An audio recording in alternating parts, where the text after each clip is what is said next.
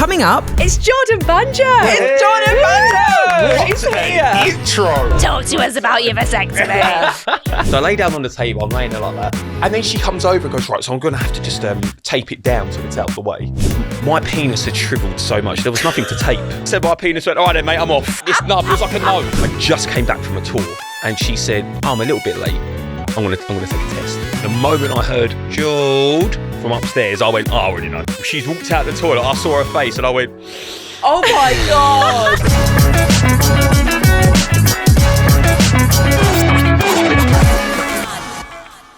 Good morning, darling. Oh, it's my favourite time of the week. Me too. Phones were on silent.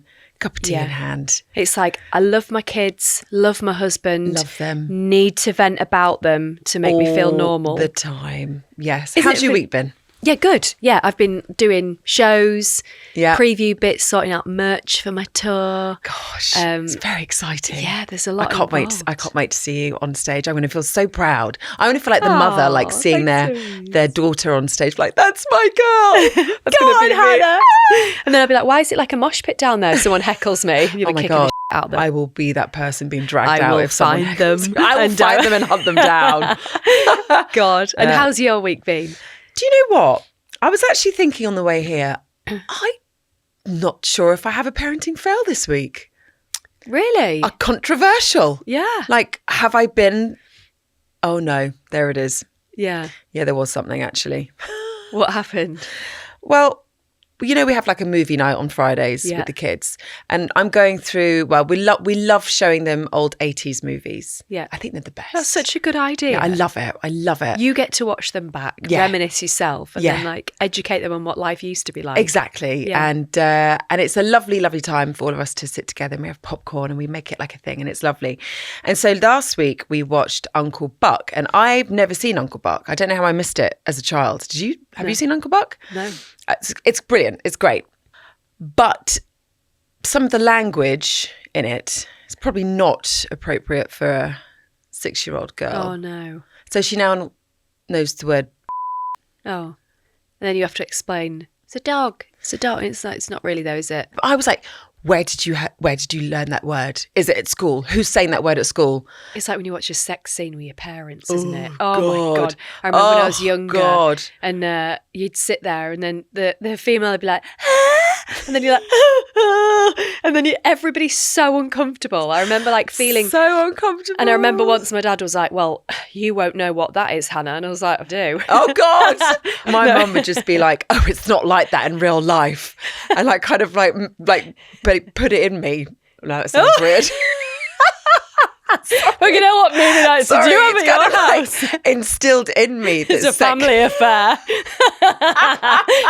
She instilled in me that sex could never be as good as it is in the movies. I wondered when I saw Jessie's like, oh, movie nights with Louise and her family are amazing. But yeah, it is. And now when there is like even like a snogging scene in a movie, when I watch it with the boys, you know, and they're 13 and 10. They are both like, oh God, I don't want to look. Like they're the ones that are getting embarrassed. Yeah. And I'm like, oh my God, it's fine. It's normal. It's lovely. But I think they are actually interested. Oh yeah, of course they are. I remember I used to hear my mum and dad having sex when I was younger. Oh God, really? Did, yeah. And me and my brother used to do that thing no. where we used to crawl across the hallway. And because obviously there was no phones or anything. So I'd crawl across the hallway. So there's my bedroom, my parents, then my brother's. Yeah. And I'd go into his room and be like, Andrew, mum and dad are having sex Oh again. my God. And then he'd be like, ew, that's disgusting. And then turn around and I go back to my room again. I was actually thinking the other day, because I work from home when I'm not here, and my husband does. And the other day I was like, we could just have sex during the day. Nah. Yeah, I was like, I'm too busy. Do you I find like we have to schedule it. We have to schedule sex because otherwise a week could pass quite easily. And I always think to myself, like sex and communication in a relationship is so important. And it's hard because I'm quite frigid sometimes. So I have to go, right, do you know what? That I always feel happier, like when we're in a nice routine together, feel a bit more connected and stuff. But when you're disconnected and you're not doing rudies or anything, you do feel like a complete disconnect, don't you? Completely, yeah, I do. And so How often are you having sex? Well, we try and schedule a couple of times a week. Do you? Yeah, we try. Good for you. But then obviously we have 3 children. Yeah, so and I know how not, busy you are. But that's like when it's in a good rhythm. What about you? Like, do you schedule it in? We try to. We send each other like emojis during the day to kind of like know that it's aubergine. Yeah, the classic aubergine and a peach. Oh, okay. Yeah, sometimes the beaver. Yeah. I'm not really a fan of the beaver. Oh, what a relationship looks like after a few kids. So like Jesse went to the shops yesterday to get a few bits and I texted him saying, "Oh, can you pick me up a treat as well?" And then he just replied with an aubergine. And I was like, "Okay, it's on." And I was like, "Fine." Isn't it hard though? You know when it was, yeah. You know, I thought you were walking funny today. You'd had a movie night with your mum. Right, have you got a fail for me this week? So I do have a bit of a fail. Is basically I had a gig at the weekend. Yeah. So obviously got everything organised and my son had a kids party and I said, "Oh, you know, how was the party?"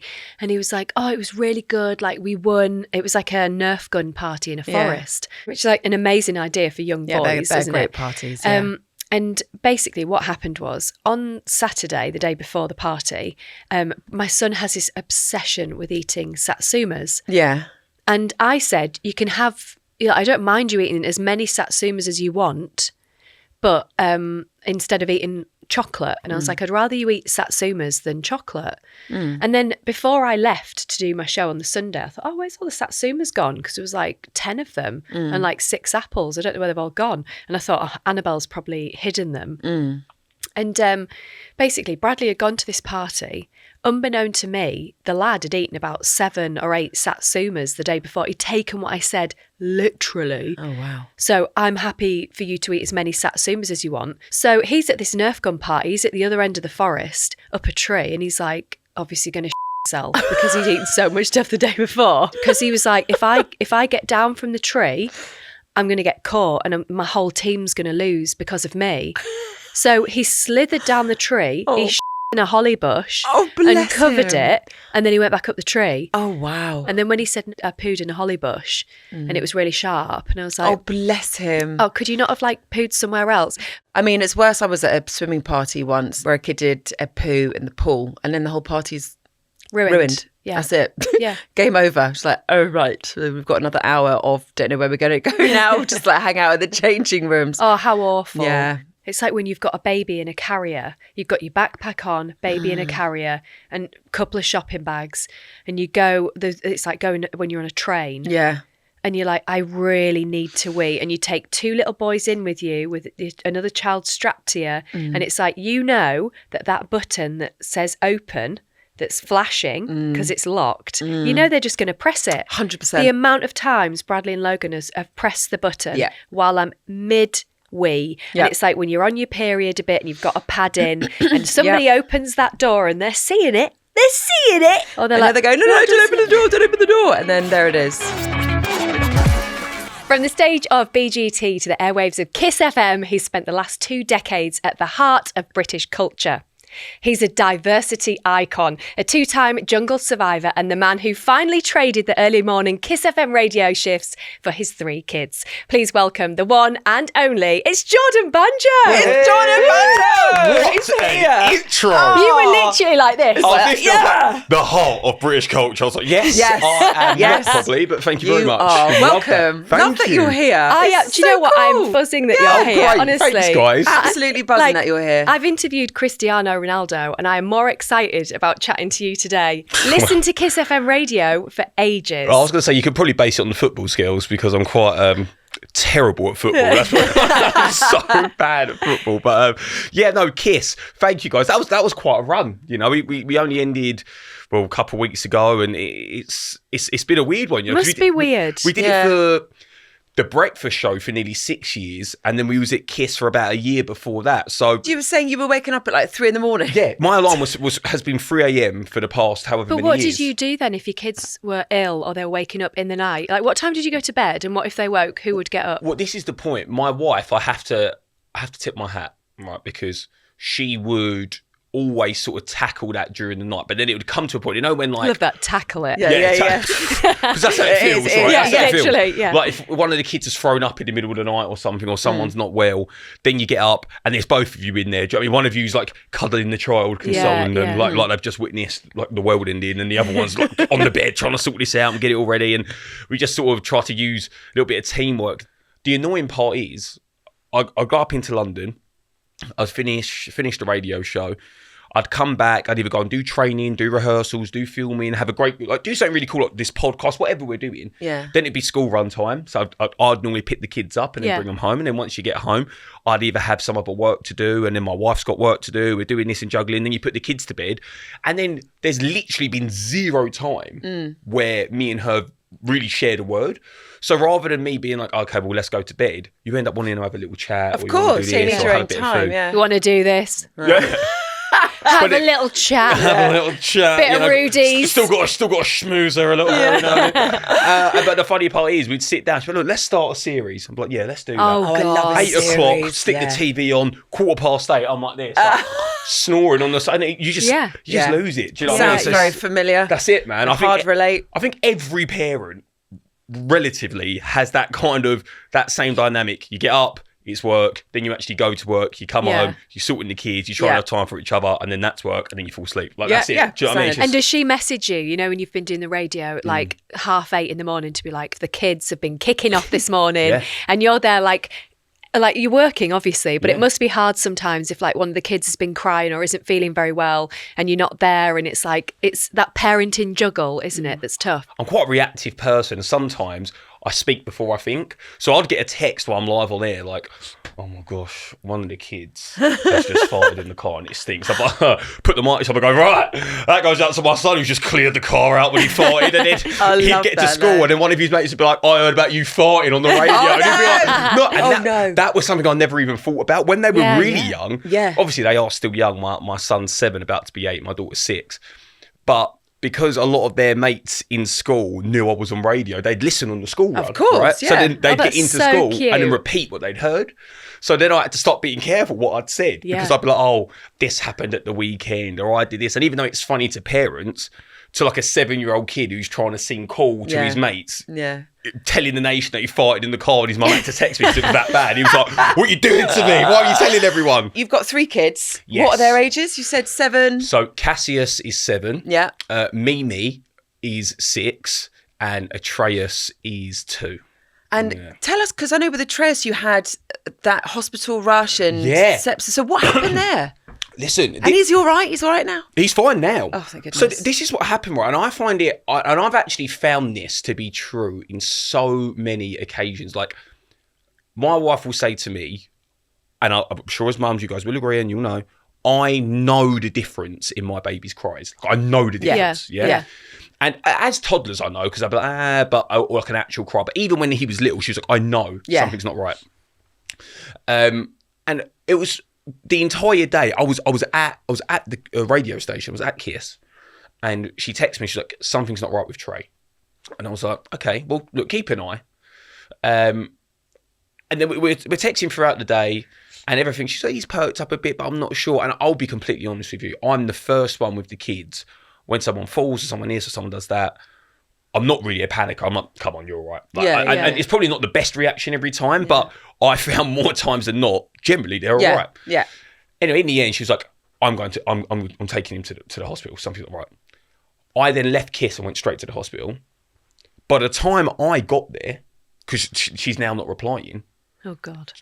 I walked in, I promise you guys now, he is literally the colour of this chair. Like, he's like grey.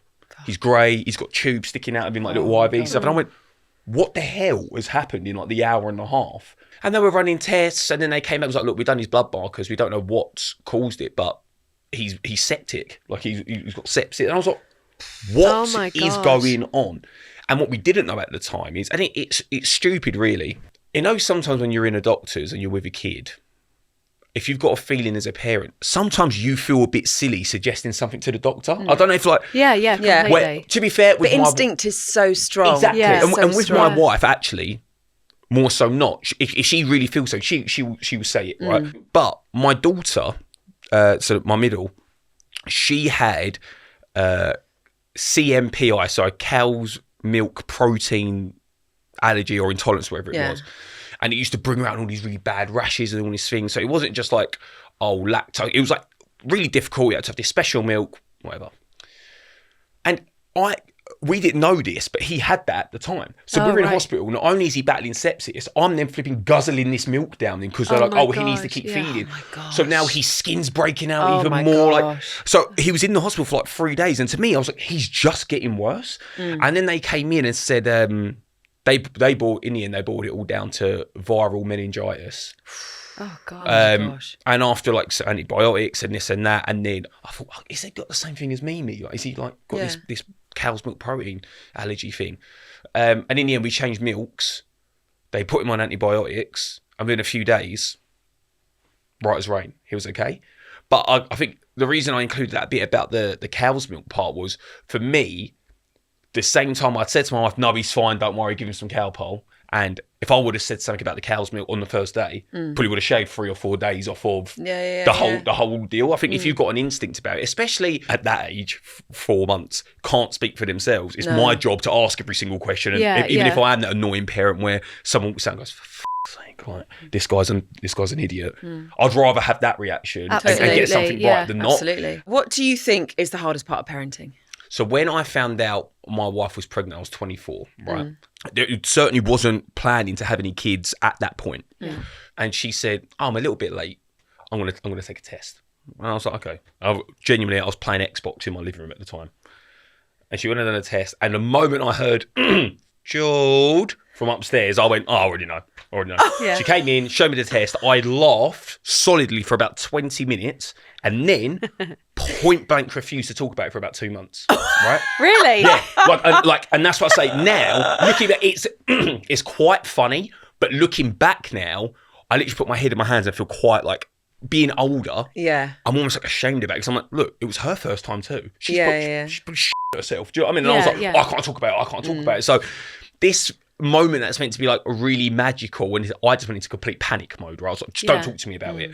So until that bump started showing, then I was like, okay, we got. And was it because you were scared? I was petrified. Yeah. None of my friends had kids. Yeah. My older brother, Ash, he didn't have any kids at the time. Like, no one around me had children. I just didn't know what to expect. And then when when Cass was first born, again, because no one around us had kids, this and that, it all got solved with the very simple use of Gaviscon, but he had the worst reflux ever. Reflux right? Yeah, that's hard. Again, I didn't know what reflux was. So we'd be feeding him and I'd be like, babies throw up. Like in my head, I was just like, babies throw up, I don't know. So when he was first born, I was petrified, no idea what I was doing, and every time I went near him, he'd just scream.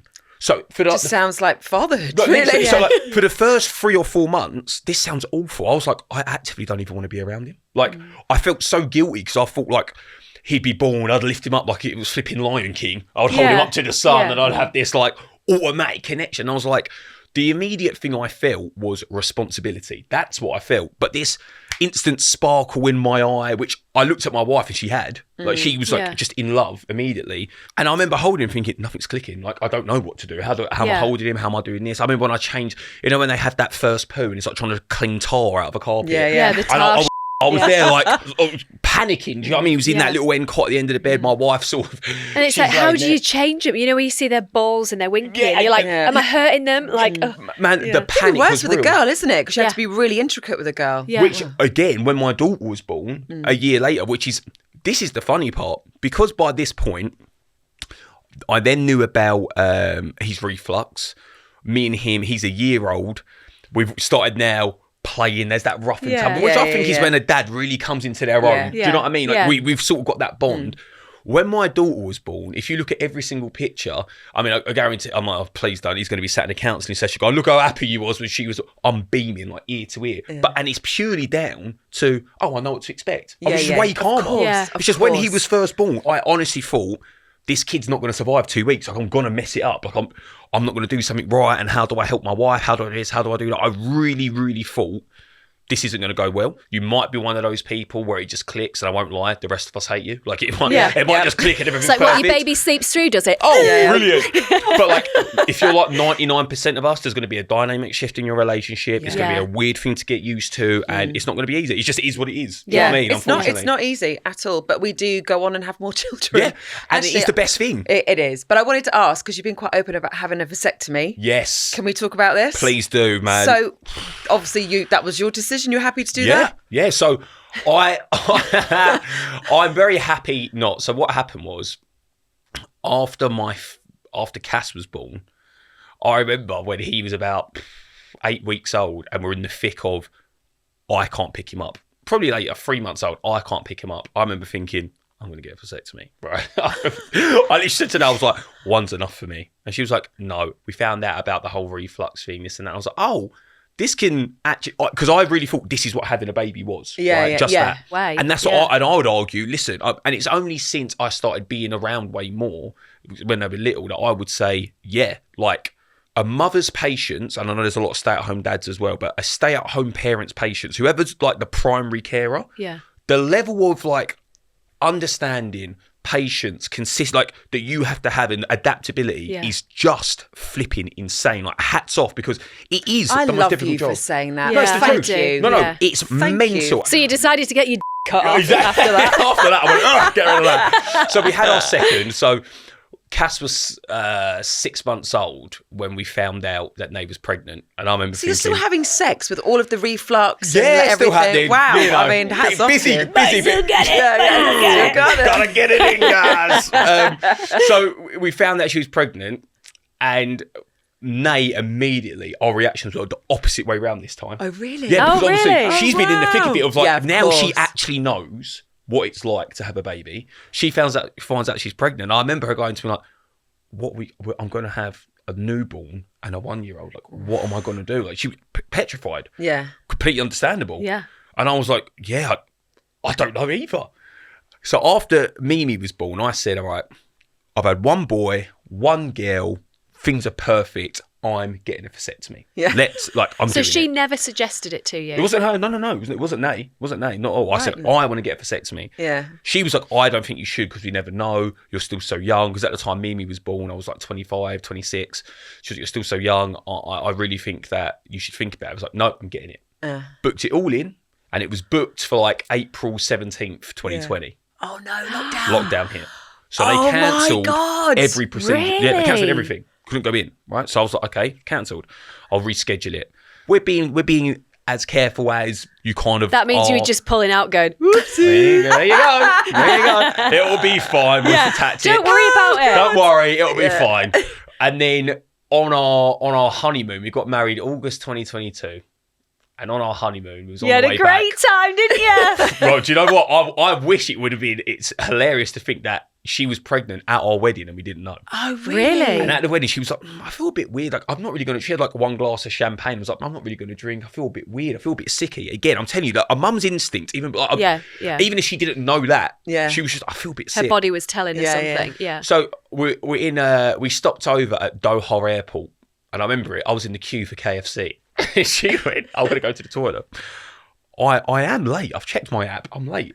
I'm going to do a test. And I went, all right. And she went, I'll do one. Banter. From across the terminal, she's walked out the toilet. I saw her face and I went, Oh, my God. I walked straight out the queue. I was like, I lost my appetite. I was like, Oh I've my lost my God. appetite. And she walked over, sat down with me, and she went, yes, positive. And I went, and then before Trey was born, Trey was due in April. In February, I went and got my vasectomy. I was like, I'm not even, and everyone was like, do you not want to wait till he's born? I was like, nope, trust me, he's going to be absolutely fine. And if I don't, she'll end up having triplets or something. I was like, Because what is exactly with a vasectomy? They like cut your tubes. do you know what? What happens? Give us a details. I'm going to break it down for you. I'm actually really excited about this because I don't know. Let's go. Right, So, strap in. Once again, I find this weird. I was like, I get being nervous about it, but talking about it out loud, like, I don't think it's that big of a deal. But anyway, I decided to go with it. Ironically enough, the doctor who did it was called Dr Acorn, which is Dr Acorn, which is brilliant. Love that. Booked the date, turned up. Now, this is where things got a little bit wrong. I insist on the fact that this was the nurse's fault because she wasn't very clear. I'm G'ing myself up because I'm nervous, right? So I've walked in and she's gone, right, if you just want to take your stuff off. kick my shoes off, bang, I just was like straight in, pull my trousers down. The horror on her face when she said, I meant your jacket and we'll go through to the operation. So then I had to do that awkward thing where my knees are touching and I'm trying to pull them back up. Right? Oh my God. Put my shoes back on and take off my jacket and woolly hat. And then I go and sit down. So that was the first awful part. I mean, she should have made that quite clear. Very clear, considering I have to take everything off. Then she said, okay. Especially when you're at the reception. Then she goes, right, so look, we've done the reception bit. We go to the nurse office. She goes, right, let's go through to where the doctor is. I said, wicked. We go through. I'm now just in my tracksuit and no shoes or anything. And the Dr Acorn's in there. She's in there. And they're like, oh, are you okay? Well, now she's laughing. She's like, now you can get undressed. I said, okay, wicked. And she goes, lay down on the table. So I lay down on the table. I'm laying there like that, looking up at the ceiling. And then she comes over and goes, right, so I'm going to have to just tape it down so it's out the way. Guys, I promise you now, my penis had shriveled so much. There was nothing to tape. She couldn't tape it up to my stomach. So I watched her very awkwardly just place a piece of tape like on the top of it. Like she just went like that, just this nub that was sticking out. She just placed a bit of tape That's over why it. Dr Acorn Yeah, exactly. Oh my God. I was I guess literally it's laying better there that like- way than getting a hard The on. con- Yeah, which was also awkward. Yeah, like, either way. I mean, it's awkward either It would way. have been my brilliant just God. to sit bang in the middle, but no, instead my penis The went, all right then, mate, I'm off. Guys, the seriously, just like this concave nub, it was like a nose, and they just put a bit of tape over it, and he come over, and he went, okay. And even the okay sounded disappointed. Do you know what I mean? I'm 6'5", like I'm a big guy. He looks even smaller in that scenario. And then, literally, he started, they do the little injections to numb it, but I promise you now, the actual procedure was, it must have been a maximum, I promise, of about 2 minutes. No. Literally, they make a little incision, they lift the tube And out. you can't feel it. You can feel like pulling, Yeah. but like you're numb. But you're numb. The only thing that was gross is you hear the cut, and obviously it's like going through, it's like a tube, right? And then they singe either end, and then that's it. Like the cut is so tiny, and then literally I was there 2 minutes. I sat up, I was like, okay. He was like, yeah, That's it. That's it. And Oh then, my God, that's quicker than getting the coil. mate, the actual procedure is nothing. It's the days after that's the issue Oh, because okay. everything swells. Okay. Yeah. Yeah, so when I woke up the next morning, because I went to bed, I was like, I feel all right. Like, yeah, it feels like it's been like manoeuvred a bit and stuff, but I'm fine. Like, honestly, Yeah. this is because I was like, I'm taking the next day off of Kiss. So I'm not going into radio just in case. I remember going to bed that night thinking, do I just go? Like, what's the point? Like, I feel fine. I thought, no, just in case. Yeah. Guys, I woke up in the middle of the night because I rolled over. I rolled, and then my scrotum came about 5 seconds after. Like, it was so. wow. It swelled up so much. Really? Were you quite pleased about that? No, I wish I could have been. It was literally like holding. You know, when like you fill a balloon to the point where you know that the slightest bit of pressure is going to pop. Yeah. That's how it felt. It was so uncomfortable. wow. But then after a couple of days, And is that normal? yeah, the swelling's Yeah. Right. normal. I guess some people swell more than others, but that was it. After a couple of days, swelling went down. Fine. So that means then that your sticky tummy worms, you just don't have the swimmers. That's it. Yeah. So you still thingy, like you still. Yeah. There's still juice. You still bang. Yeah. Whatever you want to Yeah, call well, it. I won't lie. This was Sorry. one thing that happened, though, and I've never said this publicly before out loud. The first ever time I thingied again, Yeah. Yeah. it was Spider-Man. Like, it was like Spider-Man, blood red. It was like blood. Was yeah. it? Yeah, And, yeah. and is that normal? I don't know. It hasn't happened since, but the very first time, it scared the life out of me. I was like, Your wife's like that. yeah, the first time Spider-Man. It's like Halloween. my First time I God. Spider-Man again. It was basically, it felt like it looked like pure blood, which was a bit scary. And then But the time after that, it was normal. fine. Yeah, normal. Wow. That's it. And you could have it reversed if you wanted. Yeah, I don't think I If ever one will. wanted to If do one it. wanted, yeah, I think me and my wife sometimes, even though we're in the toddler stage, I look at Trey, like he's so young still, and I look at my oldest and I'm like, gosh, how have you gone from that to that? know. I Yeah. remember you being that, and that feels literally like, I know. I'm like, why does it go so quick? And sometimes in them moments, like we were moving stuff out, and we, you know, when you lower the cot down and you take the sidebars off, and then I've got the Yeah, cot bed, I'm like, oh, we're never gonna yeah. have that again. Like that kind of, those little things kind of hurt, and you know, you get out of the tiny little onesies, and one of the other boys in diversity, he's just had a little boy as well, which is lovely. He's only a couple months old, and I gave loads of stuff to him. Like we had like a double pram and all this other stuff. And as I was like, wow, like it's cool because it's clearing a lot of space, but I will never need any of this stuff again. And that kind of, I could see my wife feeling a bit emotional. I won't lie, the tour and kids situation's difficult, especially I think it's harder as they get older. How are you managing that around kids? Yeah, Tell us all that. I think that you're in this mid gap where I think once they, you could tell me I'm wrong here, once they hit that teenage sort of gap, if I'm away, the communication can be a bit better. It is a lot easier because I can text my son, he's got a phone. Sorry, I missed you this morning. Like this morning, I didn't see him this morning. Text him, have a great day. Thanks, Mum, love you. Done. Bye. Yeah, done. You've got that connection there a bit more, right?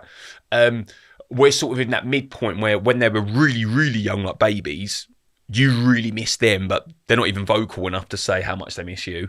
Aww. Now we've hit the stage where my son's 7, daughter's 6.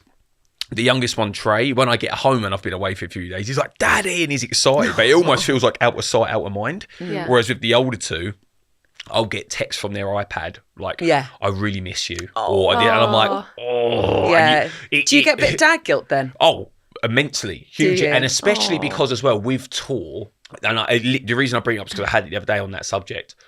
My wife I think she'd taken Trey somewhere, my youngest somewhere, and it was just me, Cass and Mimi at home.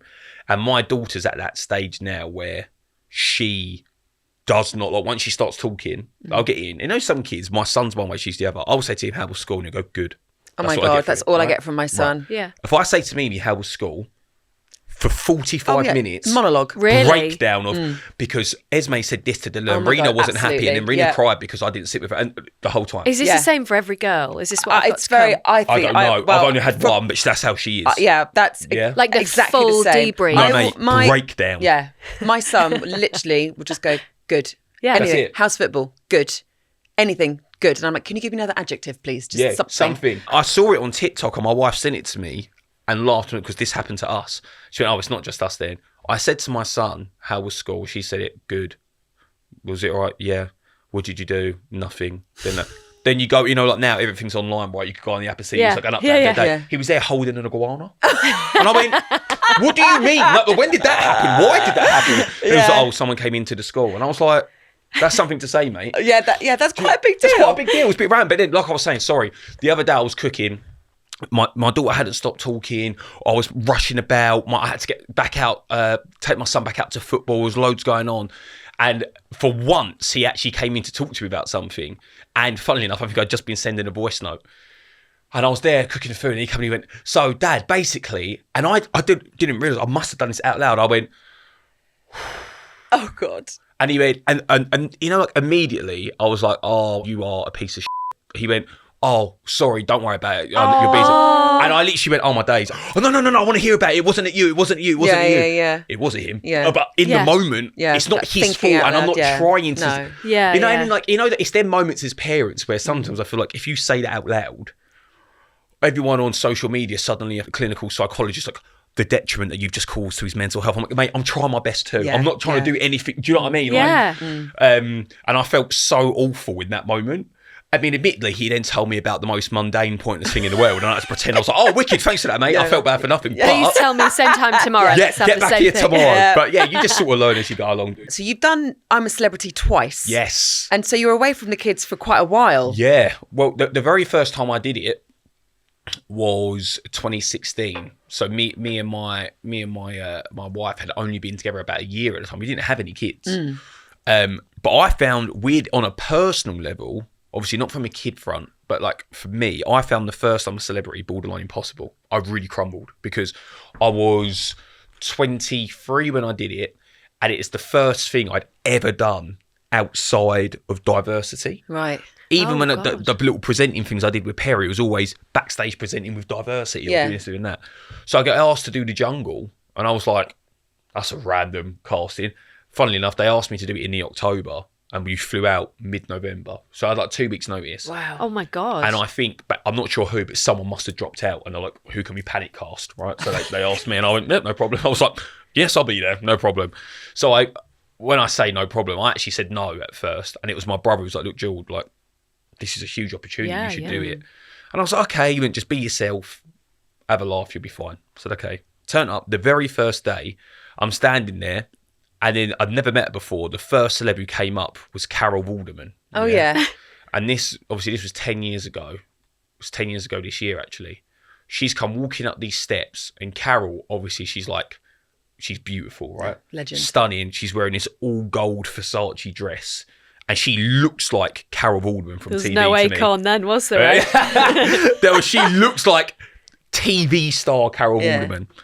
And I was standing there, my ASOS shirt and my loafers, and I was like, I might bit off more than I could chew it. Like, I immediately crumbled. It's like the first day I was fine, and then after that I was like, all the filming, all the this, all that.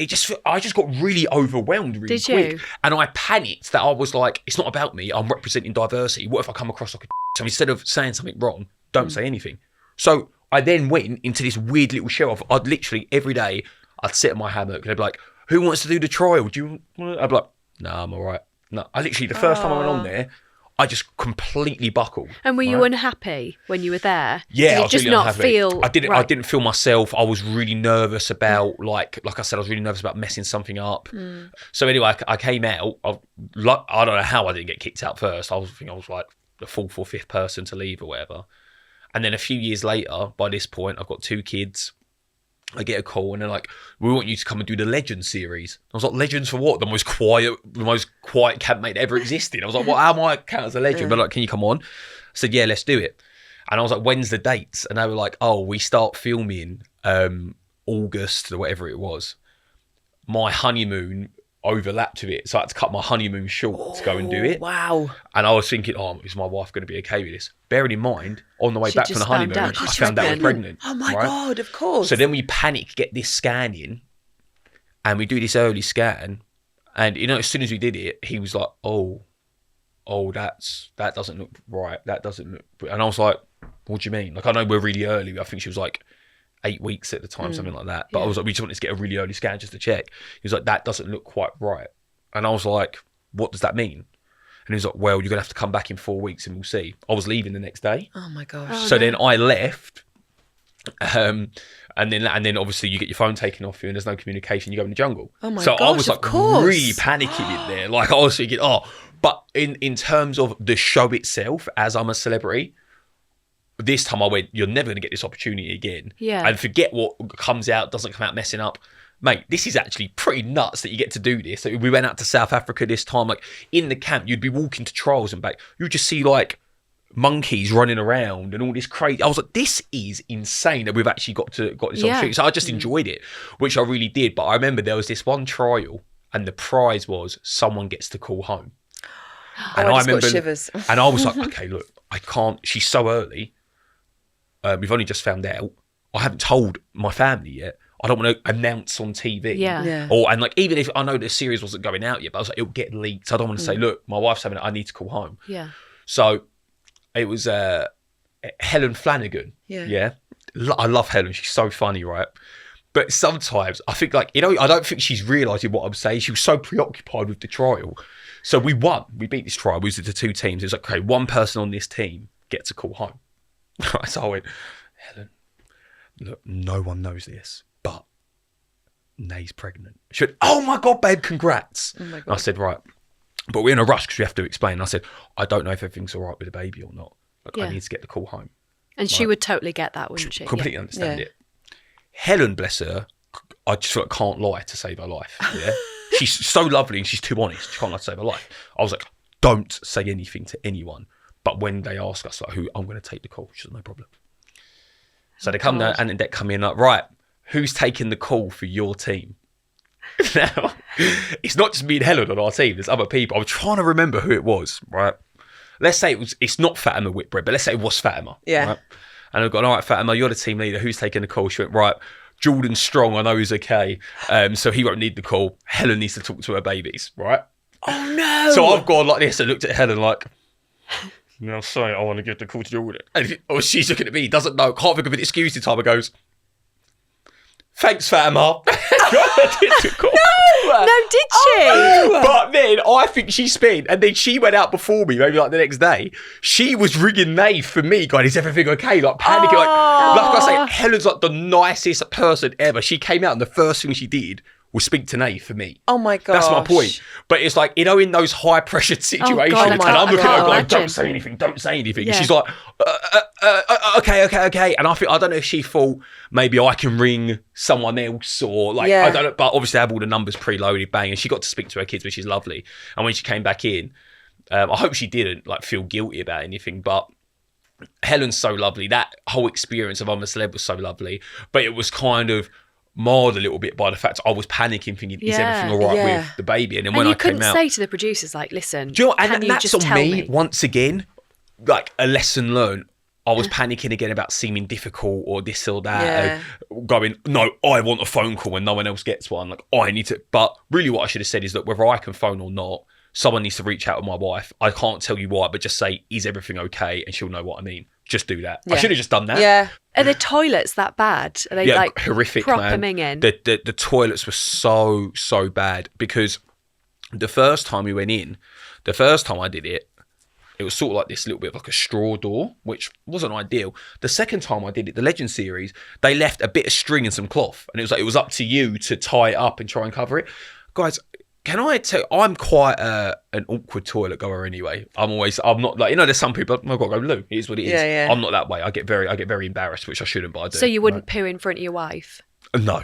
Oh, right. I get really awkward about it. I get really awkward. Like, see if my wife's in the bathroom, I could say it out loud. I don't know why, but anyone near me, I get stage fright. Like if I'm standing ready to wee, I could be weeing. If someone walks in, bang, it'll stop dead. I just can't carry on weeing, even with my wife's there. You should talk to Dr Acorn. Acorn he'll sort you out. It's mental. Yeah. But so I cannot tell you how awkward it is. Imagine when all you've eaten is rice and beans, and then they try and tell you have to drink enough water because everybody gets constipated the first few days when you're there because you're not eating a lot of the right stuff, and then no one's drinking enough either. So everyone starts to get a little bit clogged up. When you can then finally feel that you can finally go to the toilet and you're sat there and the only thing separating you and, I don't know, Joe Swash and Carol Alderman having a conversation is a piece of cloth like that, which you can see your feet sticking out under, and you're just literally pooing in a bucket. And they're just saying like, I hope I don't have to do the trial later. And you're like, I'm doing a trial right now if you guys wouldn't mind leaving. It's the most awkward thing ever. I bet it's it is. so awkward. Yeah, that show's not for me. No. Would you do Strictly? Could you be allowed to do Strictly? I've been asked to do Strictly a couple times. I think of all shows, that's the one show I wouldn't want to do. Why not? One, it goes on for what feels like about 2 decades. You start in the summer and end at Christmas. It's like, mate, this is And would that mental. be a bit unfair though if you went on Strictly This is with what your everyone says. credentials? I don't think so because you're not trained in ballroom. Mate, I'm telling you now, I did a like a quick workshop with OT Mabuse. Yeah. And I Yeah. said to her, I'm going to be awful. And she was like, don't be stupid. We danced for about 4 minutes and she went, wow, you really are awful. And not joking, I have to unpick everything that's natural to, even the way like we hold ourselves in our style is the opposite of what you do in ballroom. Oh, right. It's literally the opposite. So of course you've got a heads up with stuff like timing, musicality and general movement, of course. But I think the pressure of people expecting you to be good and then being shit is what really puts me off. Yeah, but I think that's really endearing.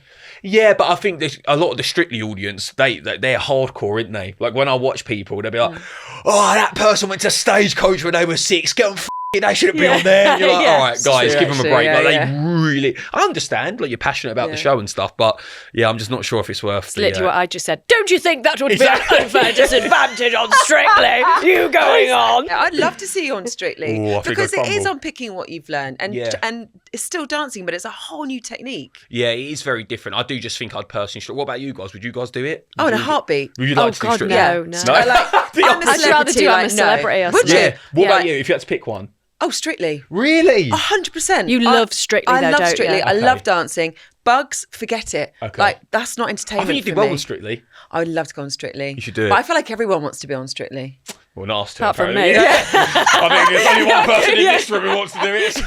No, I would, but you're right. It does go on. But I don't, like when it starts in August, I'm like, Christmas is here. Yeah. Well, honestly, you've been an absolute legend, as we expected Absolute and predicted. pleasure. So Thank for you having guys. us. I've really so enjoyed it. much It's been for coming wicked. on. So much. Hope Thank you didn't you. feel too intimidated by us. No, like, I had a talk to great us about your time. vasectomy and your acorn. But thank you so much. Thank you. Jordan Jordan. Banjo. Thank you, guys. Bye.